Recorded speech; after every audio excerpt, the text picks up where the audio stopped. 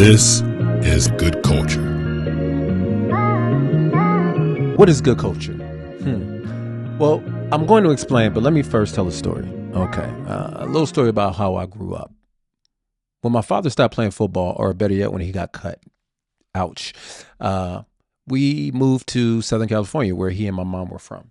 And this is where a lot of my formation came from. I grew up loving film, loving music, loving movies, loving the arts. And a lot of that is because of my mom and my aunt and my older brother.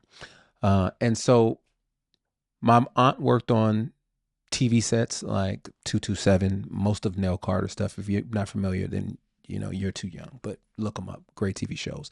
My brother, Ajabu, who's on my album, my new album, and the song's Shadow of Shame. How could this happen to me? The prodigal son, no clue, Pops was waiting. He introduced me to hip hop, and that to me was just revolutionary. I was like, wow. My father actually took me to see Do the Right Thing when I was 10 years old. And I will say that I would not recommend that you take a 10-year-old to see that movie, or that you show your 10-year-old that movie. It did a lot of things to me and for me. Some I won't talk about right now, but it made me fall in love with storytelling. Spike was an early hero for me at a young age. But my mom introduced me to the Harlem Renaissance. And when Black History Month would come around, because obviously during that time, the only time you can talk about Black people were during Black History Month, she would say, you're not doing a report on MLK. You're not going to do a report on Rosa Parks. You're going to do something, or a report on people that no one's ever heard of. And so I remember at a young age doing a report on Hannibal. And I remember doing one on Langston Hughes, and she introduced me to the Harlem Renaissance. And that's kind of like where I fell in love with poetry. But then my older brother, Reggie, introduced me to hip hop and wanted me to start rapping. And then also realized the girls like rappers more than they like poets. And that was it. That was night for poetry. So anyway, that was somewhat of the formative years of my life. I just wanted to tell stories, whether it was through film, whether it was through literature, because I love writing at a young age, or whether it was through music. Fast forward many years later, I become a Christian because my other brother, Dahadi, and he introduced me to the cross movement. I'm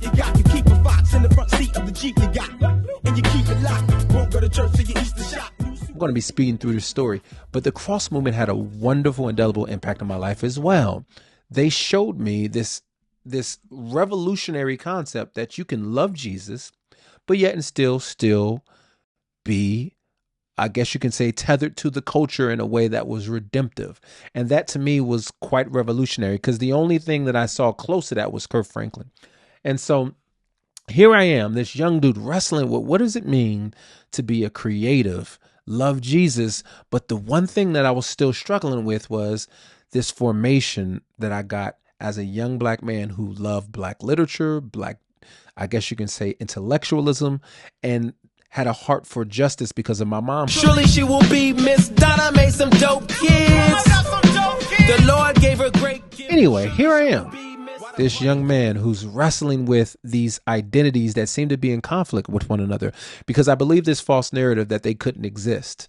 And so Christianity at that point in my life, which I know now to be a lie, was this pristine faith that felt like if I delved too much into creativity, then I would be stained by the darkness of that world. If I read too many sociologists or individuals who are Black and historical, then I wouldn't be someone who was tethered to a true or real gospel. But then I was awakened by this reality that a lot of the individuals that I was diving into, that I was kind of being reintroduced to because I went to Tuskegee University, that folks like George Washington Carver loved the Lord. Folks like Phyllis Wheatley loved the Lord. Folks like Booker T. Washington. And then I got introduced to pastors and leaders and thinkers who oftentimes, like Frederick Douglass and Harriet Tubman, these are individuals who rarely get extolled for their faith and often are just seen as freedom fighters. But I soon realized that I come from a tradition of people who didn't detach their faith from their justice or their creativity. And so that created something in me.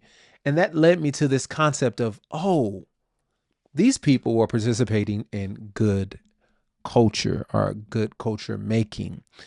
And I guess you can say it expanded my understanding of the gospel. Because oftentimes when we think about the gospel, we think about, oh, the gospel is just a relationship with God. And yes, it is. It's very much a relationship with God, but it's so much bigger than just a relationship. As my brother Dahadi says, it's about relationships. And I like to think that it's about 4 major relationships. You can add more or whatever, but when we think about the gospel, oftentimes people only start preaching like the gospel is relevant in the New Testament, and so you ask people, are you a sinner, blah, blah, and you share the gospel through that way. But I think when you do that, you often run the risk of getting people to only reform their behavior and not getting them to see their true identity. When you start the gospel in Genesis, you see that God creates us for a relationship with him, and that you see we are formed, our truest identity, our truest nature is to have a relationship with the maker of the cosmos. But not only just a maker of the cosmos, he also creates us to have a proper relationship with ourselves, a wonderful intrapersonal relationship that is submitted unto him. But we also see that we are created to have fellowship with one another because God creates so much and he says it's good, but then he says it's not good for us to be alone.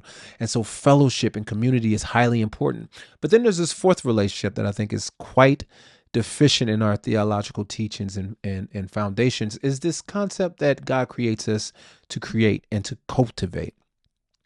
And so if these relationships with God, with ourselves, with others, and with creation and how we work are an idea of who we are and who we are in Jesus, then I think there's something to say about how we work. Because oftentimes in Christian spaces, when the word work comes up, it's seen as a punishment for the fall. Like this is a consequence of sin. Like, the truth is, if you're unhappy at work, you're probably unhappy in life.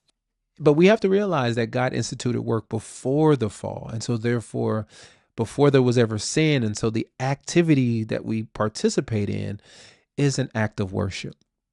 The work is worship. Now, we don't make work worship, but the very activities that we participate in is a reflection of who God is. It's us, I guess you can say, demonstrating in our best abilities a reflection or the attributes of God. But of course we sin, and there's a corruption, an inversion in all those relationships. So there's an inversion in our relationship with God, and a corruption in the way we view ourselves, corruption in how we treat one another and how we relate to one another, but definitely in how we work. We no longer work to bless other people. We work for our own benefit. We practice greed. We have colonizers' hearts, and we see this with Satan giving the noble lie to Eve in the sense that God is just jealous that he doesn't want you to become your full self. But God instituted as much dignity, more dignity and grace than we needed, but we wanted more. Does your God have a boss? Does your God have a cross? Does he tell you more, and never count the cost? But Jesus does a wonderful thing, and not only just redeeming our relationship with God, but redeeming all of those relationships, relationship with ourselves, with others, and how we work and how we cultivate. And so therefore, what does it look like to be people who are trying to be folks of good culture? What I want us to do is to understand that the garden is past. And I've talked about this before, but we are not returning to the Garden of Eden.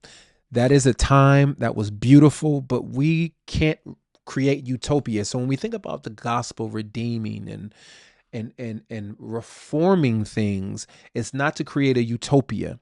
I think Jesus gives us the roadmap. Some will say the social imaginary to exist in a world that's corrupt, to exist in a world that's falling, to exist when you have no power, but yet to lay your life down, to love your enemy, to be somebody who's gracious and charitable, to heal people, to exist in the midst of chaos and dysfunction, but yet show what it's like to lay your life down for the benefit of other people. And this is a picture of another garden, the Garden of Gethsemane, where his friends fall asleep, where our flesh is weak, but the spirit is willing, where we're told to watch and pray, where Judas sells him out, yet and still, after though all of this is happening, Jesus shows us what it looks like to exist in a world with power without having, I guess you can say, institutional power. And I think it's beautiful. There's this quote, Sister Ening. She says, Jesus is arrested and refused to defend himself at his hearing. He is unjustly sentenced and crucified. He forgives his accusers. He yields to his executioner. He dies.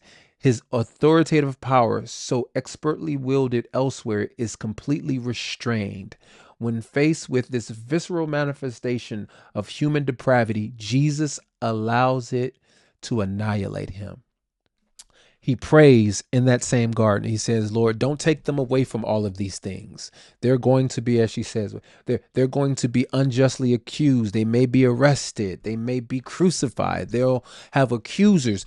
He says, don't take them out of this world, but protect them from the evil one. Give them the ability to sustain and endure and to live well. And I think this is what it means to produce good culture.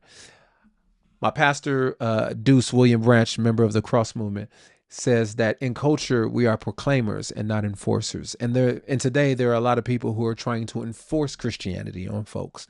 But I think the beauty of the gospel is that you win people not by winning, but by losing your life. But there's an even beautiful, or let me say this, there's an even more beautiful, better yet, picture of a garden that is to come. And that's the third garden. That's the New Jerusalem, where Jesus will redeem all things, where all things will be made new, and where those things that are corrupted will no longer entangle us, where there will be perfect peace. The things that we are told to participate in will be fully realized. Well, we won't need faith because we will behold him. We won't need, I guess you can say, healing because we will be healed. But we will still have love because love will be emanating from the king on the throne. Now that's my king. Well, do you know him? Do you know him? Hey! All that to say, that's what we're trying to produce. That's what I'm trying to produce. A community of people who want to say, what does it look like for me to love God, to love myself, to love others, but to love my work, and not just for my own benefit, but for the benefit of other people. There's this book called The Prophet, and Khalil Gibran, who writes about this prophet who visits the village, and in the village, the people are asking him questions. They want him to wax poetic about love, about family, but he starts to talk about work. And he has this statement. He says, work is love made visible. And that's what we are at, I guess you could say, good culture. We want to make our art, our thought, and our advocacy to be love made visible to the world. And so good culture is basically a collective of individuals who are artists, academics, and advocates. I love alliteration. So you think about those threes. And I'm not saying that this is not for pastors. If you're an artist and if you're a pastor and you love to advocate, then this is for you. But the areas of expertise that the individuals that I'm bringing around good culture are folks who love the creative space, who love academia, and who love to advocate for folks. And these are the spaces in which they exist. I found, to go back to my story, when I became a Christian, all the men and women that I had in high regard, like people I actually can touch, like who existed around me, were campus ministers, missionaries, or pastors. And so for a short period of time in my life, when I was a college student and I had just become a Christian, I said, well, I guess this is what Christians do. They become Christians and they work in ministry. But I had this struggle because, as I told you before, I knew that I had this heart that was leaning towards the arts. And I said, man, is it sinful? See, Daddy, sinners have soul too.